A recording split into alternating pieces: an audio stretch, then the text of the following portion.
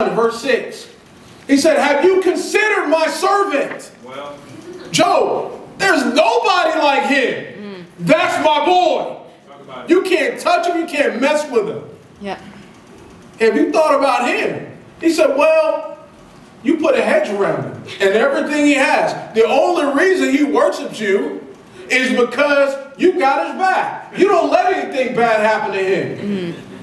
As soon as you take his possession from him, he's going to curse you to your face. And so God says, okay, try him.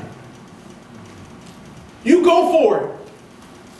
You go to work on him. You can have anything, but don't touch him. You can have anything he has. Do what you will. And what happens?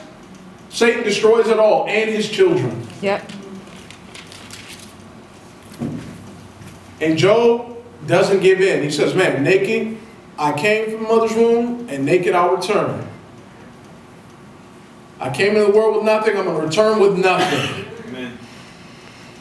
May God be praised. Satan comes back. Chapter 2, God says, look, my boy, look at him. You did all that. You took everything. And he stood firm. Job resisted, Satan fled. But another opportune time came. He said, look at my boy.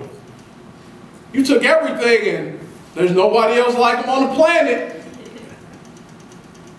He says, skin for skin. I'll take all his possessions, but you let me touch him and he'll curse you to your face. He said, okay, you can do anything you want to him. Just don't kill him. And there's a lesson to be learned there. Yep. We know 1 Corinthians chapter 10, verse 13. 1 Corinthians 10:13, it says that God is just. He does not let us be tempted beyond what we can bear. That's right. We will not let us be tempted beyond what we can bear. And there's a lesson to be learned. The more we're tempted, the more trials we go through is in essence, in one sense, God saying, I know you can do it. Amen. Amen. And so our trials, if they're not self-inflicted, I mean, we can be tempted because we put ourselves in dumb situations, right? Yeah. If we're an alcoholic and we're hanging out around the bar, we got a problem. That's just dumb. So that's self-inflicted temptation. But things that are outside of our control that happen to us is, in essence, our trials are directly proportionate to our faith. Yes.